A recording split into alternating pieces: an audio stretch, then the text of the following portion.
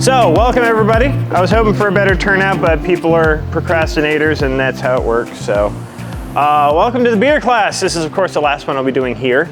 I'll be doing more up in Milwaukee, so Beer 101, a history and technical basics of the world's most popular libation. Now, what we'll cover in this is the basic ingredients of beer, basic brewing methods. Now, of course, with brewing, I could talk about that literally all day with all the techniques and the different things they do nowadays, but we'll just cover the basics. Types of beer. Again, the basics of types of beer. The history of beer, beer theories. Now, when I say beer theories, what I mean is they're a theory about beer that are based on facts, which is why I'll also cover beer facts. And how that plays into BJ's beer culture. Now the goal is to educate and expand knowledge to help you speak more intelligently about beer, because you can sell ice to Eskimos if you really, really, really know your ice. So the more you know about beer, and especially BJ's beer, the easier it'll be for you to sell it to a guest, get a conversation with a guest, and just kind of improve that brew house feel that BJ's is really going for. And I want, if I could just create a passion for beer in one person in each of these classes, then my goal is reached. Yes, Cameron, I know. All right, so what is beer? The modern definition of beer is it is an alcoholic beverage made from fermented grains or malts using water, yeast, and then flavored with hops. Now it can be flavored with a plethora of other things as well, but hops is the primary flavoring agent for beer. We're going to go with malts first. Malts are grains that are fermented using yeast. Most common malts that are used are barley, wheat, and oats. Other malts, I mean, they could literally use any malt, any grain. Rice, millet, rye, corn. The possibilities are endless. As a matter of fact, the Pilgrims, when they landed at Plymouth Rock, they landed at Plymouth Rock because they ran out of beer, because the water wasn't safe to drink. They started making beer out of acorns. So you can make beer out of a lot of different things. And so the Pilgrims were actually on their way to Virginia, but they landed at Plymouth Rock because they ran out of beer. All right, grains are harvested and then germinated. Now to germinate is when you plant a seed and then you water it and it starts budding its roots, that's germinating. So during the germination process, the seed starts converting the starches inside of the grain into sugars, because the seed or the little baby plant needs this sugar to burn for energy to actually punch through the ground. So starches are converted into sugars, the seeds are then dried. So it's going to be budding, and then they pull them out and then they dry them in that process, so all the sugar is still intact within the seed. Yeast. Yeast is a single-celled organism that is classified as part of the fungus family. Yeast consumes the sugar, so it eats the sugars, and then it excretes alcohol, CO2, and in some cases certain acids. And that's how we get like our sour beers, and that's what gives like a Belgian Hefeweizen its signature, like almost banana flavor. It's actually an acid that it is excreting as well as the alcohol and CO2. Yeast plays a major role in taste, consistency, and carbonation. Different strains of yeast will break down the sugars more thoroughly than the others. That's how you get some cloudy beers. That's how you get some beers that are kind of a little thicker on the tongue, if you will. All right, yeast varieties are crucial for the different beer styles.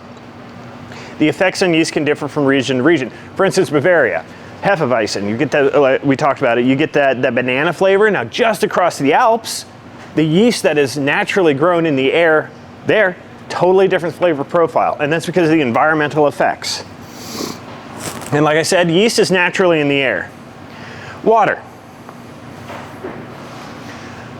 Beer on average is 95% water. Now, plus or minus, but averaging out about 95%. Environmental effects create regional characteristics.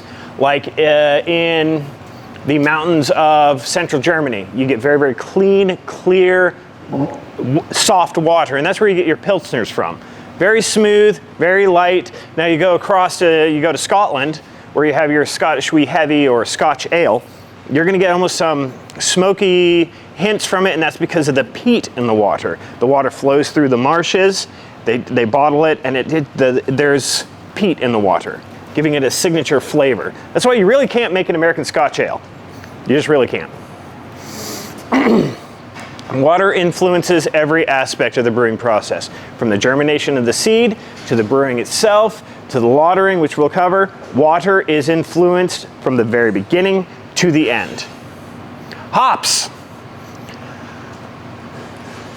A binding plant with budding flowers. Now, a binding plant, you've got a binding plant that likes to climb things. A binding plant just likes to twist on itself. Now, it'll climb as well, but hops as a plant just kind of twists and balls itself up on itself.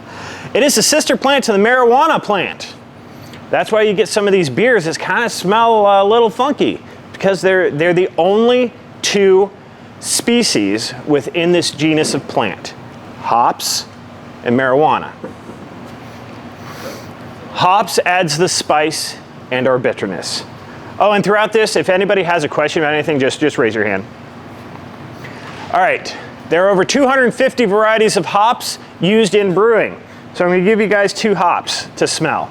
Now this is the hop that is used for brewing.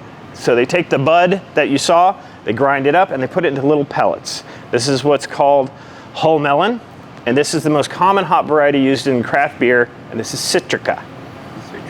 Citra, sorry. That's Citra. The smell should be very familiar if you smells sweet. If you drink a lot of IPAs. Citra is really the most common that's used. This is whole melon. So does that mean you can brew beer out of marijuana plants? That's not. You could, and some do. Like the Wicked Weed Dr. Dank. You know, but they do remove the THC from it because otherwise it'd be a controlled substance. Welcome, Keegan. All right, any more questions about hops?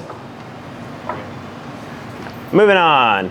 All right, so now we're gonna cover the brewing process. Now again, I'm gonna kind of streamline right through this. So if anybody's watching at home and like, he didn't talk about that, sorry, I've only got so much time, I gotta catch a flight. All right, so we talked about germinated malts. So they bring out the grains, which are actually seeds of a plant. They are harvested and sprayed to keep moist. Now they're not submerged in water, it's more of a misting.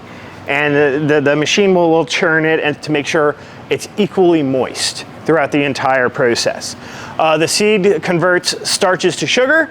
The seed sprouts roots. As you can see in the picture right here, there's a little tiny baby roots, aren't they cute?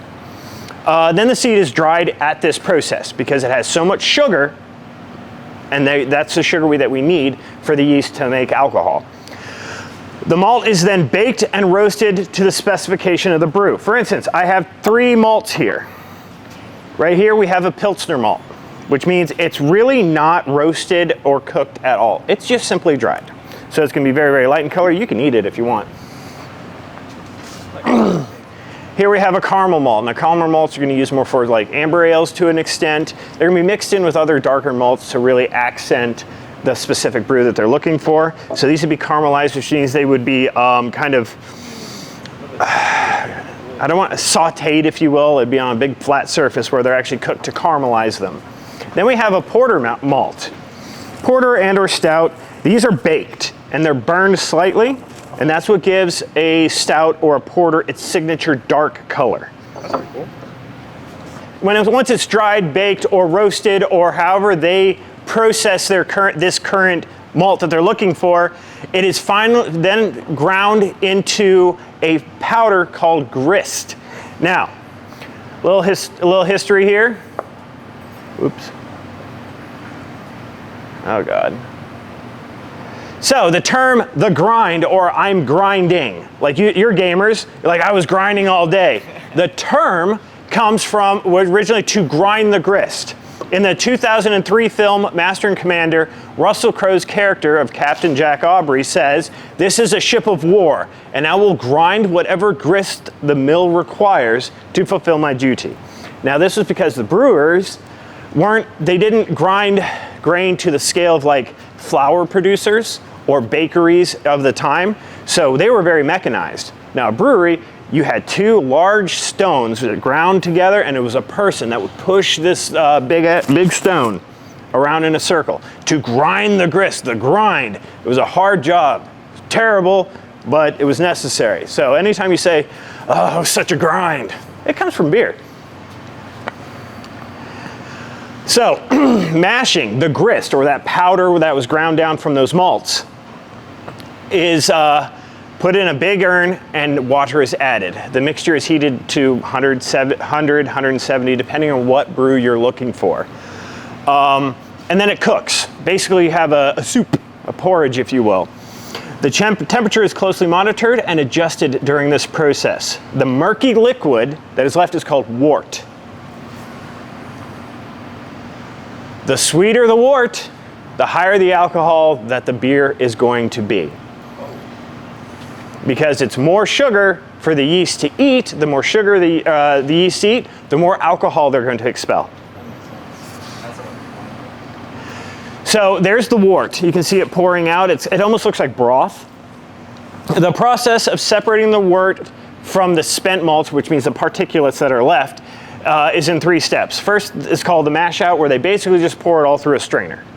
You know, the big chunks are caught in the strainer. Then the second process is called recirculation, where what has drained through, they dump it through again.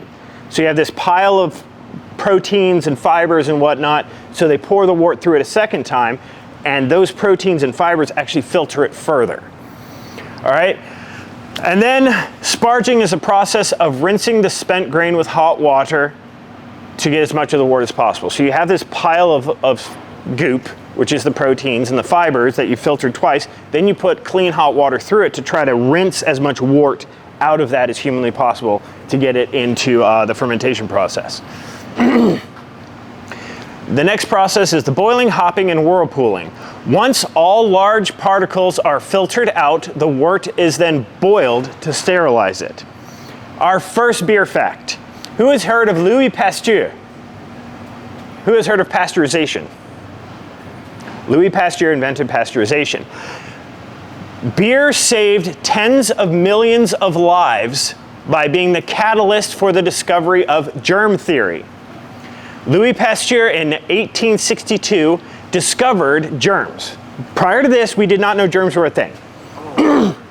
He discovered germs by studying why some beer spoiled and some didn't. So he'd take 2 beers from the exact same brewery, from the exact same batch, one spoiled, one didn't, so under a microscope, he compared the 2. He's also the one who discovered yeast even existed. So he's looking under the microscope, he sees there are yeast cells in this one and yeast cells in this one, but then he sees there's other bacterial cells in the spoiled one that are not present in the non-spoiled one. And that led him to thinking. He's like, okay, so why does this person in the same hospital, same type of injury, why did his leg get infected? His leg did not get infected. What's the difference between this sick person and this not sick person, even though they live in the same house? So he studied blood, he studied saliva, he studied everything, and he discovered germs were prevalent in our bodies as well. So this led to, hey, doctors, you should really wash your hands. We should sterilize our operating equipment. We should sterilize our rooms. And this led to germ theory, and the death rate in hospitals dropped dramatically over the next 20 years. Now this also led him to think even further, and he discovered the cure for cholera, anthrax, and rabies. And it all started because he was studying why beer spoiled. Moving on. All right, so during the boil process, this is when the hops are added. The earlier in the boil process, like you started boiling for 2 hours, if you throw the hops in immediately, you're gonna have a hoppier beer. If you throw it in the last 15 minutes, you're gonna have not so hoppy a beer. So the longer the hops are in the boil process, the hoppier the beer is gonna be. The wort is transferred into a special container, allowing the proteins and the other solids to settle in the bottom, which is called trub. You can see the trub at the bottom is kind of the last bit of goop. Now the container they put in has a very, very light whirlpool to it, so the liquid is actually like circulating lightly, but this allows everything to settle into the center. If a beer is dry hopped, it'll be during the whirlpooling stage. So they'll put all the hops in a basket, drop it in the center while the whirlpooling is happening, and that'll give it really a crisp, hoppy flavor. All right, pitching and fermentating. The hopped and filtered wort is now brought to proper temperature through a heat exchanger. Who cares about the heat exchanger? I'm just saying it regulates the temperature. Yeast is added in this process called pitching.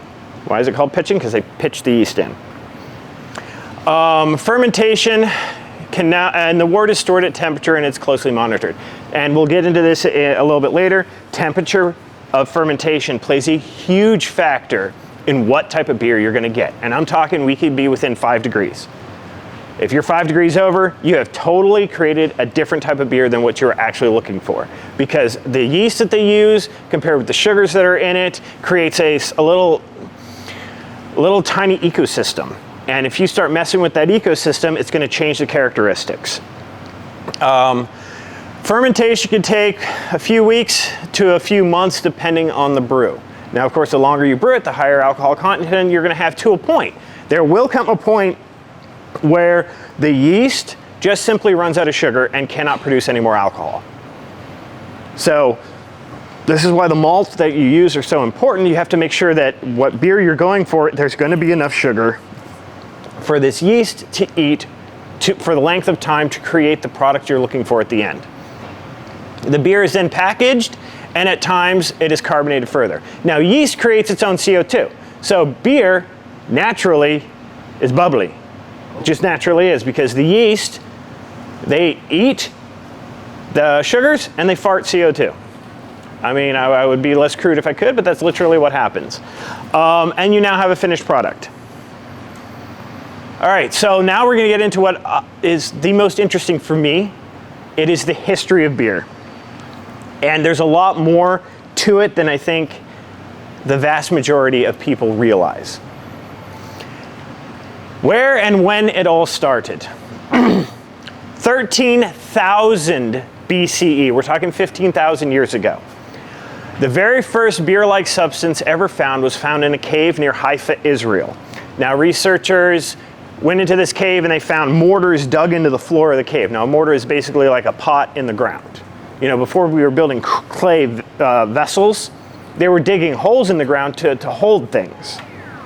So when they tested it, they found a beer-like substance residue in these mortars. It was a barley and wheat based, and they speculate the ABV of it was between 3 and 5%. So we're talking 15,000 years ago. So here's a theory. Remember I talked about theories early? And these theories I bring out are not my theories. These are theories by academics, archaeologists, professors, people that are in the academic community that have brought out these theories. And I researched them. I'm like, these are fascinating theories. I love this. So here's the first theory. The production of beer led to agriculture. So here are the facts supporting this theory. The first beer-like consumable dates to 13,000 BCE. The first evidence of crop cultivation is from 9,000 BCE. However, the first bread that we can find on record or any evidence of is from 8,000 BCE. So, here's the conclusion. Beer predates bread by 5,000 years. Crop cultivation predates bread by 1,000 years. So here's putting the theory together. You have cavemen, all right, hunter-gatherers that store their grains in pots in the ground. Now the theory is that, so they would dig a hole, they'd line it with clay, and then they'd seal over the top with the clay. So the theory is that how beer came along is that top cracked at some point in time, it rained, water got into the vessel in the ground, and it sat there. They cracked it open later whenever they wanted to consume it, and they discovered this sludgy, aromatic substance. They started drinking and like, hey, this is pretty good. Now the biggest thing about beer is its feel-good factor. You know, when you drink beer, you have fun, you enjoy yourself, it makes you feel a little weird, slightly addicting as well. So they wanted more beer, they wanted more beer, they wanted more beer. However, beer takes a lot more grain than you would actually eat. So they wanted more beer. Going out and picking it in the wild took so long, so they started planting it themselves to make beer. Now the rabbit hole goes further than that. So we're cultivating crops to make beer. Well, you're gonna get tired of poking a stick in the ground to plant these crops. So you invent the plow. Well, you're gonna get tired of you and your buddies dragging this plow through the ground. So you're gonna learn how to domesticate animals to pull it for you. So in a domino effect, beer created civilization. People started hanging out more because they had their fields. They weren't in the nomadic lifestyle anymore because your field was here, let's live here. Then they learned to plant vegetables as well as grains. So the theory is the need for beer, or the want for beer rather, pushed us towards what we consider civilization. Yes? So alcohol, the first alcoholic drink was probably beer? It was absolutely beer. That is an unquestionable fact. All right, so beer in the ancient world. Mesopotamia. Who's familiar with what Mesopotamia is? It's called the cradle of civilization. It's where that's where the first cities were built. People consider that's where modern civilization comes from. Isn't that the starting of the Bronze Age and stuff like that, like the Roman Age? Even prior to that. Prior to that? So in Mesopotamia, beer was a daily drink as well as a beverage of celebration. While we don't really know the alcoholic content of their beer, because unlike the cave in Haifa, the Mesopotamians actually built clay urns that were reused for a multitude of different things. And so, different liquids and substances were in and out. So we really don't know what the ABV was on their beer. But we do know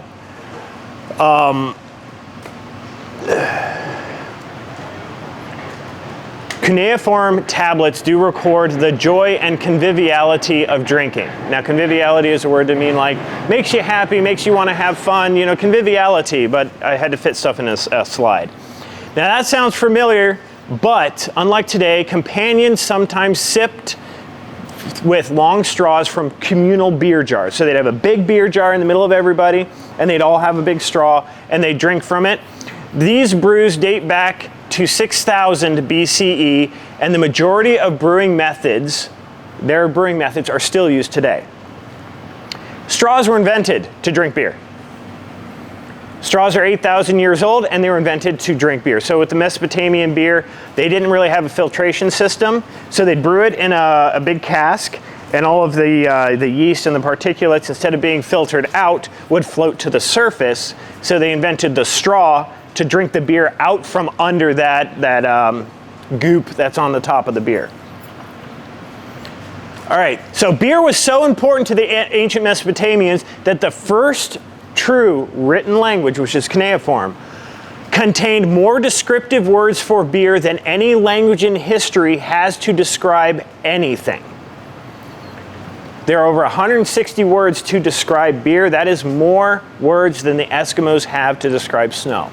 So no language in the history of the world has more descriptive words to describe anything more than the Mesopotamians do to describe beer.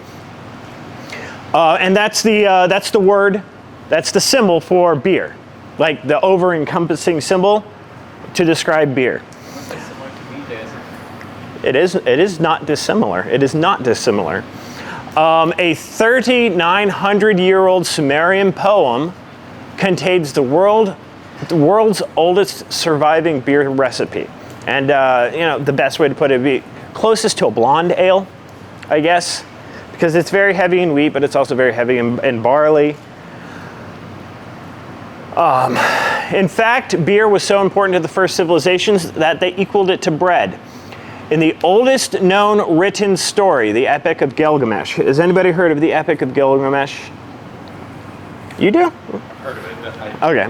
Well, it is the oldest known written fictional story. Like, it's the first time that mankind actually started writing stories and telling stories. The Epic of Gilgamesh, the synopsis is you have a king, he's really, really bad. The gods want to punish him, so they send this wild man from the mountains to stop him. They end up being friends, so on and so forth. He dies, it's very sad. But in the Epic of Gilgamesh, now we're talking thousands of years ago, thousands. The ancient Sumerians whenever the Ikidu was coming down from the mountain, he's the wild man, they said he has not eaten bread and he does not know how to drink beer. So this means the ancient Mesopotamians measured how civilized you were based on whether or not you drank beer. That's how important it was to them. Theory. The need to trade and transport beer led to the invention of the wheel. Again, I will give you facts to support this theory. The earliest depiction of a cart was found on the Bronoses pot and dates back to 3500 BCE. Now the depiction shows a round vessel in the cart. So you can see the four wheels, you know, the drive on it, and in the center of it is a circle. So the only thing that really researchers could put to that is that this is a giant cask. It's a giant round vessel.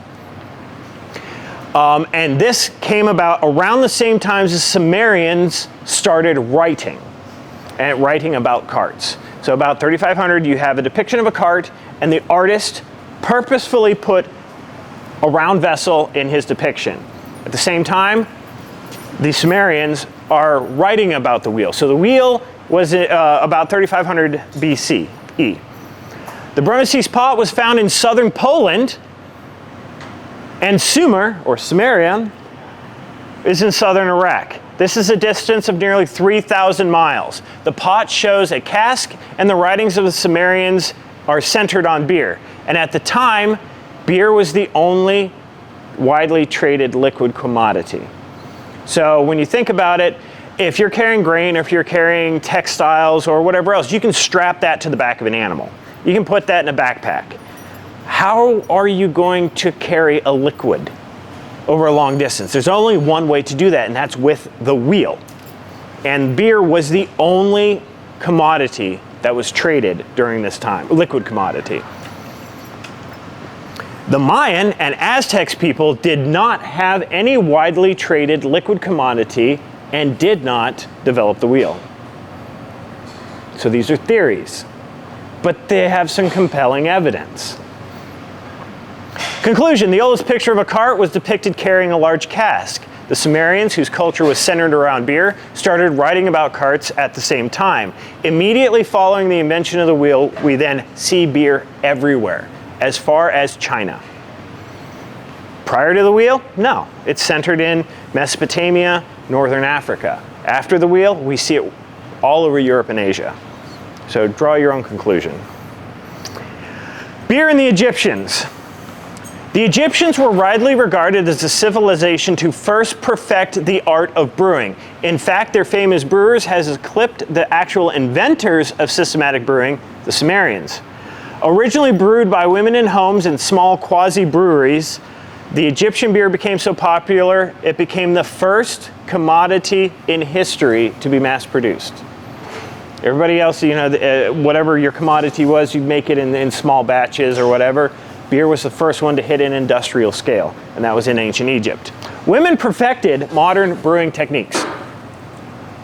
Sorry guys, women perfected the exact same brewing methods we use today. Our brewing methods today are very little different than the ancient Egyptians.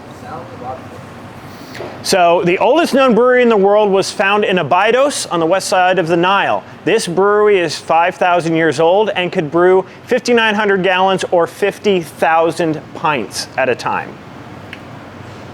5,000 years ago, 50,000 pints at one time.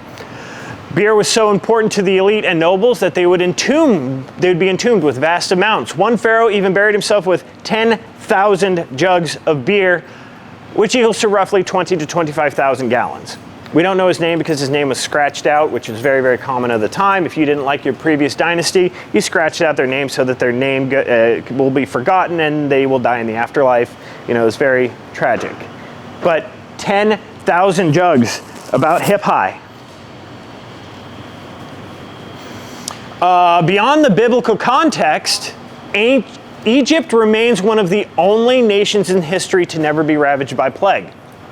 In 1998, Dr. Armelagos, a professor at Penn State University, discovered tetracycline in the bones of a mummy. tetracycline is a high-powered antibiotic, officially discovered by Fleming in 1948. Now, Armelagos was not studying the mummy to find it, he just found it as an anomaly. So he started studying other mummies and other remains of the period, and he found that every single mummy contained traces of tetracycline. So he started wondering, like, well, how are these people, how do they have antibiotics, modern antibiotics in their system?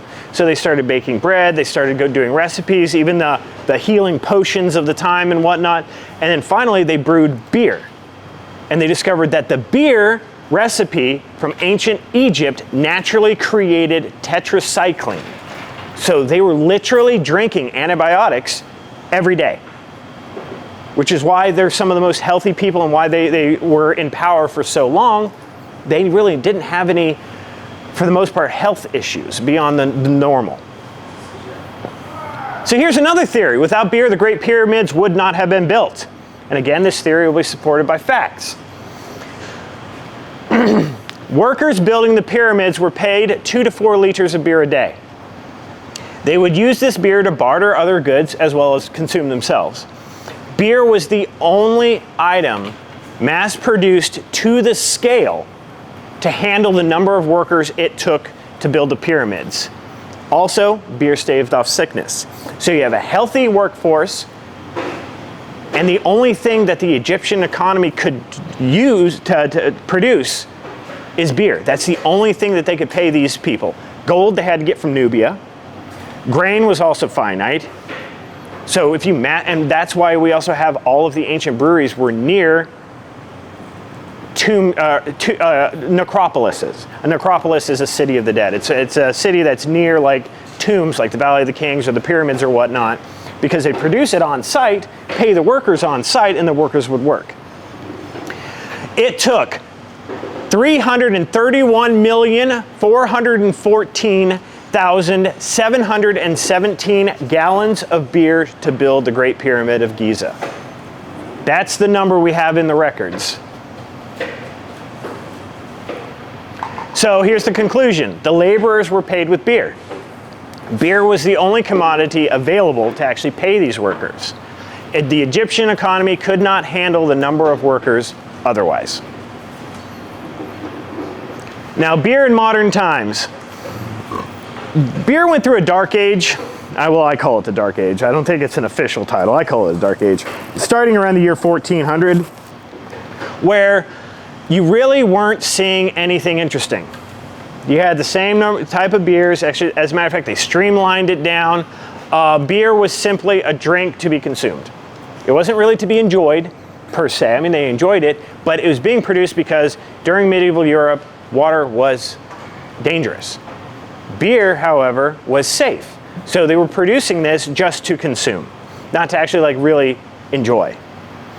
And the introduction of the lager definitely aided in this. The lager, during the turn of the century, the lager was, you really didn't find anything else out there. The lager was the only beer, here in the United States especially.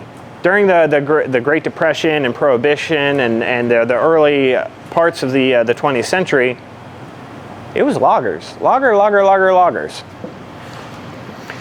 Now, then we had a beer renaissance. And this started in the 1960s, went through the 1970s and 80s, but it really started gaining steam in the 1990s. And during the mid-1990s, this is where you get like your Stone, Goose Island, Lagunitas, Sierra Nevada, New Belgium, and BJ's. All of these core beers in the United States that everybody knows about started during this beer renaissance in the mid-90s. BJ's Brewhouse is one of the first restaurants in the world to also craft beer. We brewed beer to complement our menu at the time, and then we expanded on it from there. As a matter of fact, Stone Brewing, the original Stone Brewing, was just a few blocks away from the original BJ's brewery. Now they have hence moved to a much larger facility further north, and BJ's has moved a little bit further south, but they were like almost neighbors when they first started out. Since then, BJ's has won over 150 awards for beer, bringing very approachable and palatable beer to the mainstream consumer. We now produce over 120,000 kegs of beer a year, or 60,000 barrels. So some of that is in cans, some of that is in kegs, but that's actually a pretty impressive number for just being a restaurant chain. In 2011, we were labeled one of the top 10 fastest growing restaurant brands in the United States. In 2021, BJ's broke the $1 billion mark for sales, making it one of the most profitable restaurants in the country. Do we have it? And here's probably the most ironic part for me. So this is a beer pairing chart that I have passed out. I wish Tanya was here because she's done my beer class before, and I passed out this beer pairing chart. I've been using this for a decade and a half. And until I started working at BJ's, look at the bottom right corner.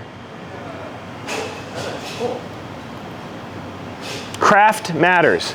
This is one of the original BJ's pairing charts. I've been using this for 15 years. Had never even heard of BJ's because I was up in rural Ohio. I find that interesting. All right, beer terminology. Again, I want you to talk more intelligently to your guests. So these are words that a beer nerd is going to know. Or you can also use these terms to strike up a conversation. If you say a word that they're not familiar with, well, what does that mean? Now you get to start talking about beer. You know, and the more intelligent they feel you are about beer, the more likely they are to buy some. Like, it's like buying a car. If the salesman doesn't know anything about cars, are you really going to trust him to buy it? Now, if he tells you every little bit and nerds out over this car, you're going to be far more likely to purchase this car. The same is true in a restaurant. Remember, you are a salesman. You're paid on commission. Every beer you sell is $1 or $2 in your pocket. So the more you know, the better you can sell it. Crushable.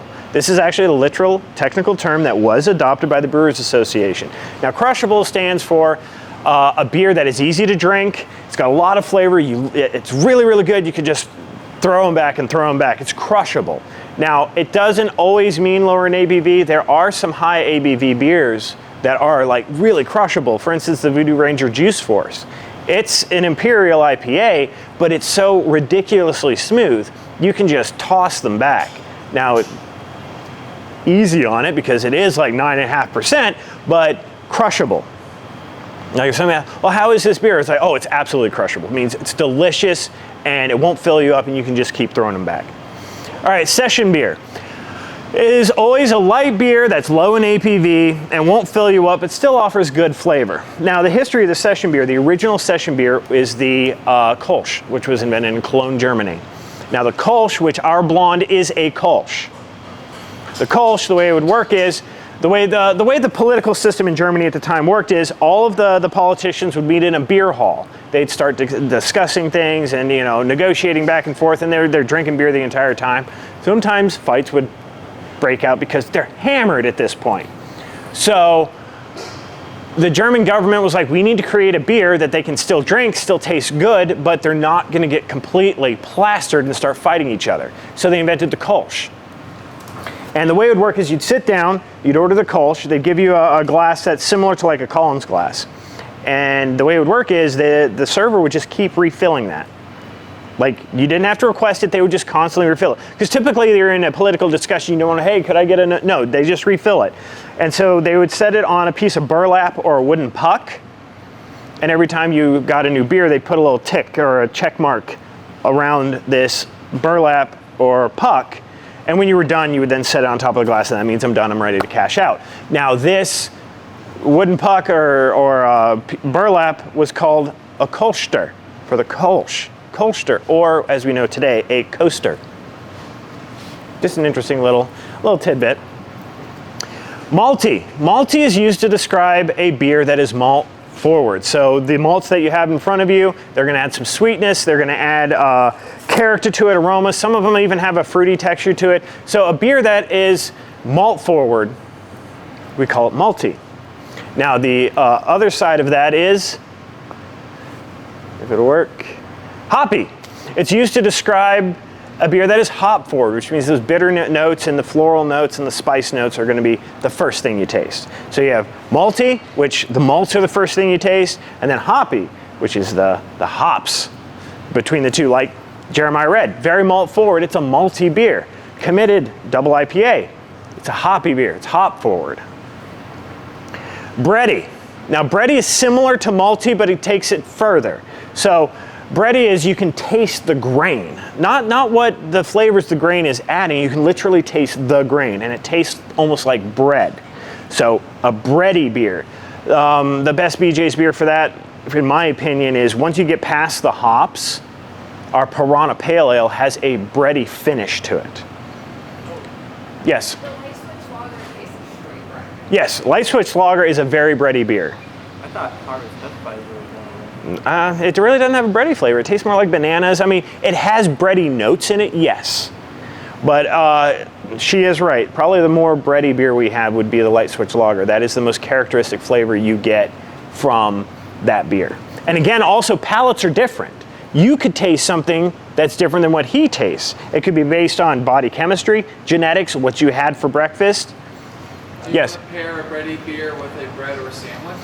Well, I mean, if you would want to, bready beers definitely go with heavier meals like breads, gravies. So there are two ways to pair something, and neither one's right and neither one's wrong. So you can do complementing flavors, which that would be a complementing flavor. The flavor of the breadiness in the beer and the flavor of the bread, they complement each other.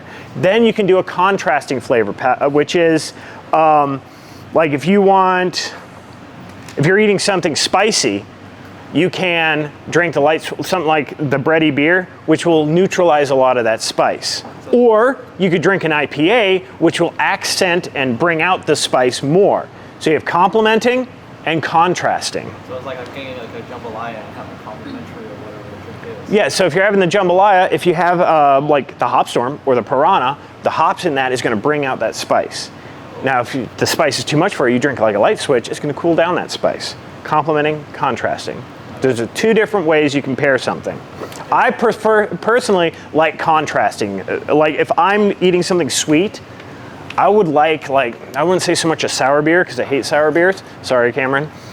But give me like an IPA, something that's a little bit bitter, and it's definitely gonna bring out that sweet notes in that dish because the bitterness is gonna be contrasted by the sweetness. Now you can complement it with like a porter or a chocolate stout or something like that so the flavors are the same, but I like to taste the sharp contrast between the two, personally.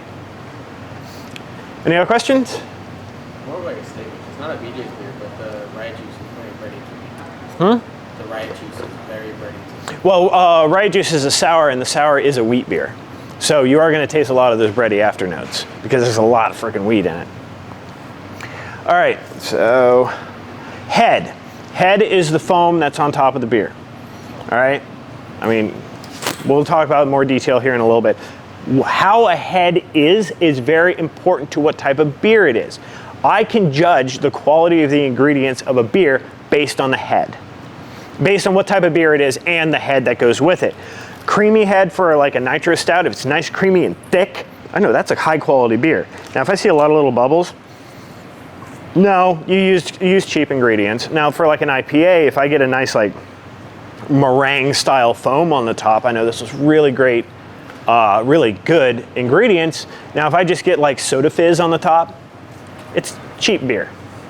So head is important. If somebody asks you about the head on a beer, or you can tell them about the head on a beer, they're gonna know, the quality of the ingredients. The nose, we're talking about the aromas when we say nose. Don't say it smells like, I mean, come on, let's talk intelligently. Like, the nose is, there's a lot of orange, maybe some orange peel, hints of clove. Say nose, don't say it smells like. You sound uneducated. To a beer snob, you sound uneducated to a beer snob. All right, the lacing. The lacing ties into to head. So as you're drinking the beer and the head is sticking to the side of the glass, if it's got good lacing, which means it's sticking really good to the side of the glass, you know even further that it is a high quality beer. Now, if that foam just slides straight down and disappears into the beer, it's a cheap beer. That's why you never have lacing in Bud Light. It's just a cheap beer. Finish. The finish is the taste and textures that are left after you've swallowed the beer. Now, you get your forward notes, but once you swallow it, and then you breathe out, and the texture, some beers even leave like a buttery, almost oily texture in your mouth. The finish, what you get after you swallow the beer is your finish. Because some beers have an entirely different flavor profile in the end. Best example is the Piranha. Very hops in the very, very beginning, but then it's bready and malty at the end. Like after you've drank a couple of drinks, you're like, you can start tasting all those grains that are in the beer. Silky. This is generally used to describe nitro beers. Now, nitro beers are different than a normal beer because they use nitrous oxide as opposed to CO2. It's going to make the beer a lot silkier and creamier in your mouth. The texture is going to be there rather than the harsh carbonization of normal beer. So if you're selling somebody a nitro, make sure they understand it's a nitro. Say that is a nitro, because I have had beers come back like, this is flat. No, Peggy, it's a nitro, it's silky, and don't talk to them like just. But you know, nitro beers are meant to be smoother on the tongue. That's why we use nitro. That's why you get that cascading effect, because the CO2, the nitrous, clings the molecules together better rather than creating big old bubbles. It's foam. But silky is typically used for nitro beers.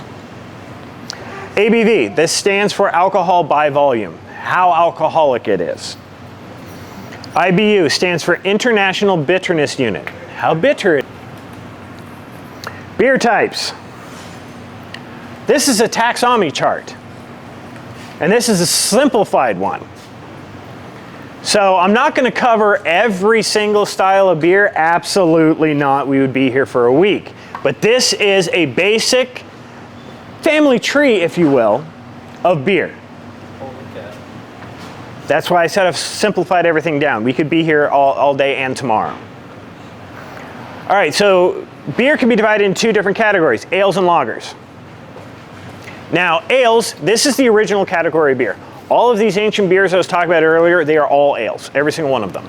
It is a warmer brewing temperature, typically at like room temperature, and the yeast rises to the surface, and that's where it ferments.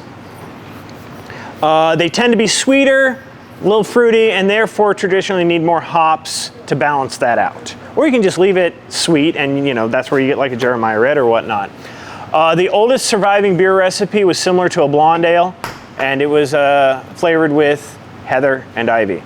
Now they started adding a lot of things anciently, and then Germany came out with the very first food safety law. It was called the Reinheitsgebot, which dictated that beer could only be 4 ingredients: malt, yeast, water, and hops. This is because at the time, people were accidentally being poisoned by beer because brewers were trying to go nuts without knowing what they were doing, and they were putting poisonous plants in it. They were creating unsafe bacteria in it. So the Reinheitsgebot came along and said, for beer, only these 4 things. As a matter of fact, the Vikings drank similar to like a brown ale, but they put wild rosemary in it, which wild rosemary, whenever it ferments, creates a drug, which makes you extremely aggressive, makes you really not care about your well-being, and that's where you get the Viking berserkers. They would drink tankards and tankards of this beer prior to going into battle, and they'd go nuts.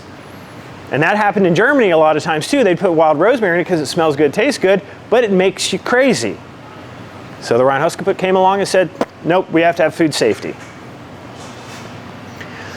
All right, so wheat ale. Generally brewed with 30% wheat, pours cloudy, typically packaged with yeast. So once they bottle it, they'll put a little bit more yeast in it so they can still get a lot of that yeast flavor.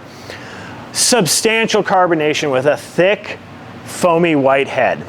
Pairs well with salads, seafoods, and fruit forward dishes, because wheat beers typically have like some fruit notes, like our Hefeweizen. Wheat beers, Hefeweizen, remember, if it's a beer and it's got W in it, it's a V. It's German, Hefeweizen.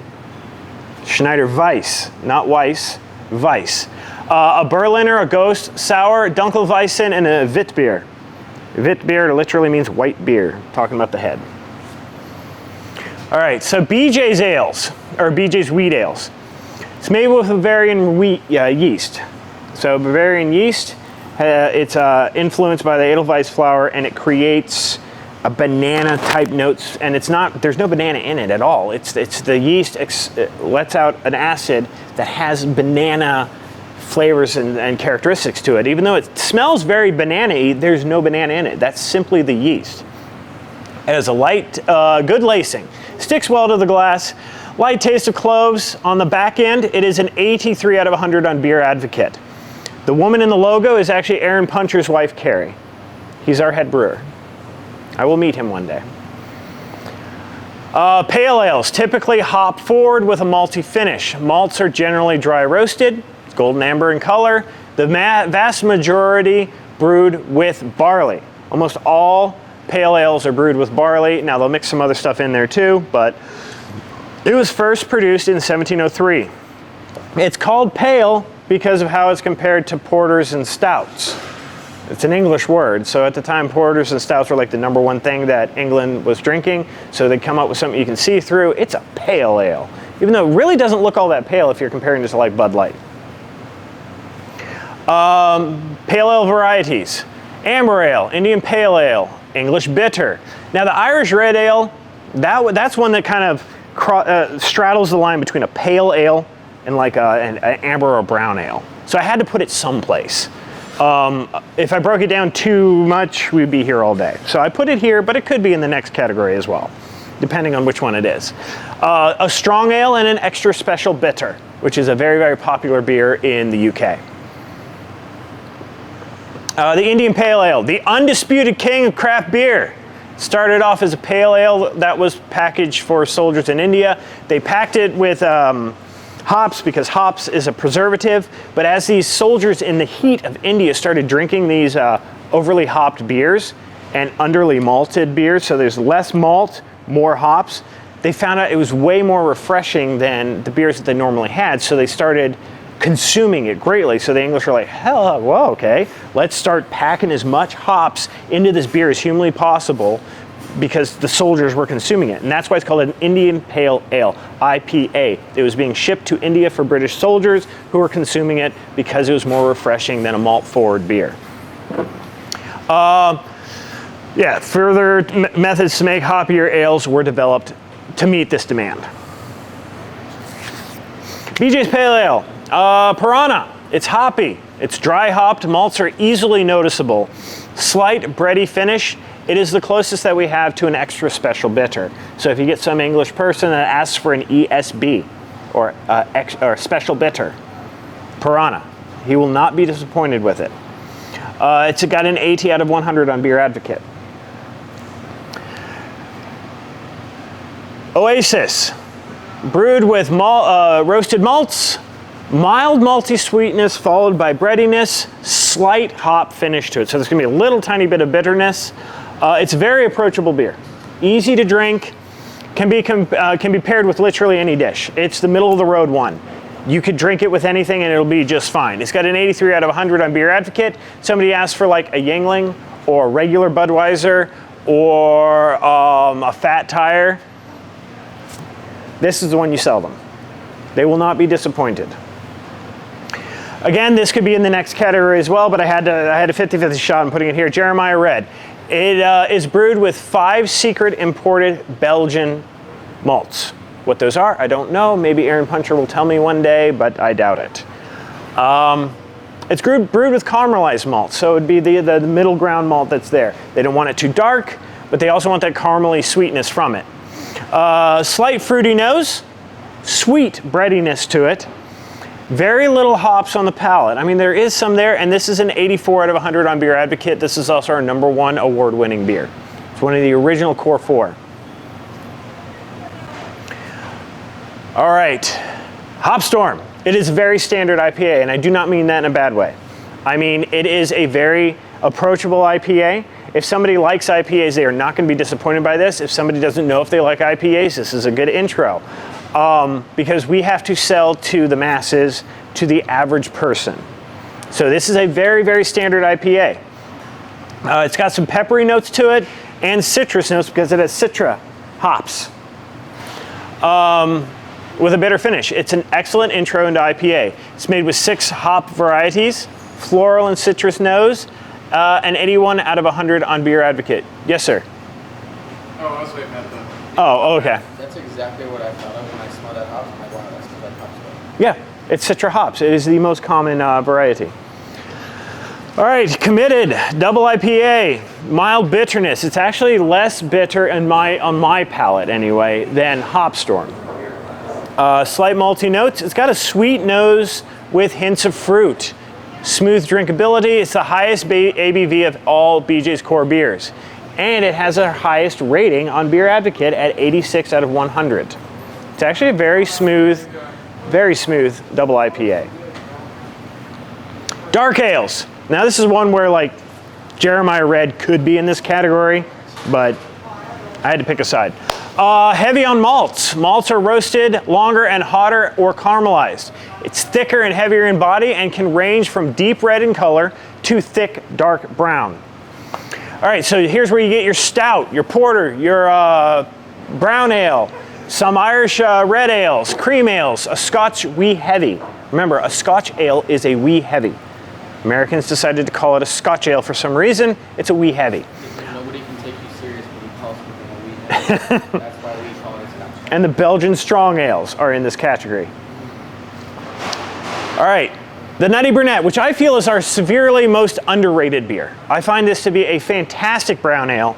I really, really like this beer. Blend of 4 roasted and caramelized malts. It's chestnut brown in color, and that's where the nut comes from. There is no nuts. There are no nuts in this beer. It is given the beer because of the name because of its color, that chestnut brown, that nut brown color. Not because there's nuts in it. Now there are beers out there that are brewed with nuts, but the vast majority of nut brown ales do not have nuts. It's talking about their color. Sweet malt forward with a slight hop finish, hints of fig, chocolate, and toffee. Now, this is just a glorious beer. And the woman in the logo was a bartender at the West Covina Brewery restaurant, and they chose her because she was a fantastic bartender and everybody loved her. She is now a police officer in Southern California, but she used to work for the company, and she is the poster for the Nutty Brunette. Now, if somebody asks for like a Newcastle or an Old English, this is what you want to give them, because they're looking for a brown ale, and they won't be disappointed. It is a fantastic beer that I think needs a lot more credit. PM Porter. Take a look at those dark malts that you have right there. Roasted malt palate with caramel and chocolate and molasses notes. It is a nitro brew, which means it's going to be silkier on the tongue. Deep, rich, dark brown color, dry hop finish. It was named after Paul Matenko, one of the BJ's founders, PM, Paul Matenko. It is an 82 out of 100 on Beer Advocate. It is a good intro to porters also. If somebody doesn't know if they like a porters, it's a good intro into porters. All right, Tatanka, very rich and malty, based on the Russian stout, which was the favorite of the czars. Dark, bitter, chocolate notes. It's a nitro brew as well. Tatanka is Lakota Native American for buffalo. If anybody has seen Dances with Wolves, he says, Tatanka, Tatanka. It's Kevin Costner. Tatanka. Tatanka. Tatanka. Tatanka. Buffalo. Y'all are very young. I get it. 80 out of 100 on Beer Advocate. It is actually a really good stout. However, I would say if somebody doesn't know if they like stouts, I would not suggest this one. There is a lot of flavor in that. If somebody likes stouts, absolutely suggest this one. But like, I've never had a stout before. Let's not go straight to the jugular with a Tatanka. All right, ease them into it. All right, lagers. Here's the other family of beer. Relative newcomer in the beer world, lagers were first developed in Bavaria in the 1400s. Lager is characterized by cooler brewing temperatures and bottom fermenting yeast. So ales, it's warmer, yeast ferments from the top. Lagers, it's cooler, ferments from the bottom. Traditionally fermented in caves to regulate cool brewing temperature, this is the world's top selling beer category. Nobody outsells a lager. As a matter of fact, Australia is the #1 consumer of lagers in the world. They drink so many lagers that you could fill Sydney Harbor twice with the amount of beer that they drink. And they only have a population of 8 million people. They drink so many lagers that if you lined up all the cans in a line, it would go to the moon and back 2.5 times. This is literal facts. Nobody outdrinks the Australians when it comes to lagers. The need to brew lagers year-round led to the invention of refrigeration by the Miller Coors Company in Milwaukee, Wisconsin. They created the first refrigeration unit to brew beer. So if you like your AC and you like your refrigerator and your freezer, thank beer, because the need to brew beer led to this invention. Pale lagers. This is the top-selling category, top-selling beer style of any category in the world. Hops are introduced into the brew only to balance the flavor, which means they're not looking for to taste the hops, they're looking for it to balance with the malts. So they don't want you to taste really either or, they want them to blend together on your palate. Very mild in flavor and aromas, very little, if any, roasting on the malts. So they'll probably just dry out the malts and throw it in there, as you can see with your Pilsner malts right there. They don't want a lot of flavor in it, they want it boring. Fact, the Miller Coors invented the world's first automated assembly line to bottle beer in 1903. The automated factory went from making bottles all the way down to packaging the beer, labeling it, and sealing it. So 10 years later is when Henry Ford introduced his assembly line for the automobile. He took the design, which was the 15-arm man from Miller Coors, and he scaled it up and modified it for the automotive industry. So the actual first assembly line was made to bottle beer, not make cars. To this point, the bottle and textile industries were the top abusers of child labor in the United States. After the invention of the automated assembly line by Miller Coors, child labor was virtually eradicated within 6 years. So indirectly, the beer industry ended child labor in the United States by creating a machine that could do the work for them. It was then officially abolished in 1932. Anyway, pale lager variants. You have your Mexican lager, your island lager, your Pilsner, your Kolsch, your Helles. These are all your pale lagers. So Corona, Modelo, Bud Light, all of these are pale lagers. All right, so our pale lagers, we have our blonde. Now our blonde ale is a Kolsch. It is not a blonde ale. All right, so when the BJ's Blonde was first brewed, the blonde ale was not an official category of beer. It was just an ale. So they named it blonde, but then later, like 10 years later, the term blonde ale came out. So don't let your guests think that this is a blonde ale. I mean, if they think it's a blonde ale, they'll still enjoy this, but this is a Kolsch, not a blonde. It gets a little confusing, I apologize, but I didn't name it.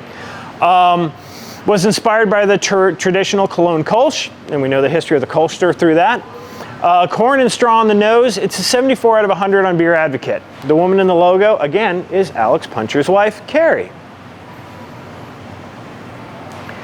We have our light switch lager. Very mild in flavor, lightly toasted malts with a slight yeast finish. It's bready, low in calories and carbs. It's part of the top selling category in the world. It actually has a 79 out of 100 on Beer Advocate. It actually has a pretty decent following, and that's because on Beer Advocate, cicerones, like beer experts, are there. They're drinking this as a craft beer, not as somebody who likes Bud Light. Somebody who likes Bud Light's probably not gonna like this. It has too much flavor for them. But it's a solid light beer. Amber lagers, traditionally seasonal beers. They take much from caramelized malts and are typically sweeter. They can get very, very high in ABV. Very balanced with hops. So of these, you have your Marzen, your Box, your English mild, and Vienna lager. Now, I was once in a layover in Amsterdam, and I was at the bar in the airport, and it was owned by an American actually, and I was first dipping my feet into craft beer. And we started talking about what type of beer I liked. And at the time, it was a lot of Browns, a lot of Box, and stuff like that. And he told me, well, here, try this. And it was actually an American beer from Ommegang. It was the Three Philosophers. And it was a quadrupel. Not a quadruple, it's a quadrupel. So I started drinking. It was sweet, it was smooth, it was wonderful. I had like 3 of them. Then I'd get up to use the head. And I could not walk. I'm like, his name was Eric. I'm like, Eric, what is the ABV on this? He's like, oh, it's 16%. I'm like, bro, Warner Brother. So this category of beer can get some insanely high ABV. So, but they're always so sweet. They're solid. A lot of your Christmas beers and seasonal beers come from this category. All right, so to conclude, we've gone over the styles of beer and the history of beer. If anybody's ever met me, I love beer. I love beer culture. I love the beer itself. I love the people I meet in beer. I love the history of beer. I love how much beer has influenced what we do in everyday life. It's one of those things that's just, it's taken for granted until we actually look at the research and be like, there's so many things around us that we actually owe to beer. It is part of a fabric of our life beyond just, let's get hammered and have fun, woo! You know, there's a culture around it. And that's what I love about working for BJ's, is the fact that our entire business model is centered around our beer and how our beer influences day-to-day life. Brewers don't understand, a lot of brewers don't understand that something that you make in, let's say, Temple, Texas, one of our breweries, could make somebody's life a little bit better in Tampa Bay, Florida. And I just hope that I can create just a little bit of passion, a little bit of excitement and enjoyment from you, and I hope this information you can use in the future with your guests. All right, thank you guys for coming out, and I'm gonna fly to Milwaukee now, where Miller Coors is, the ones that invented the refrigeration and the assembly line.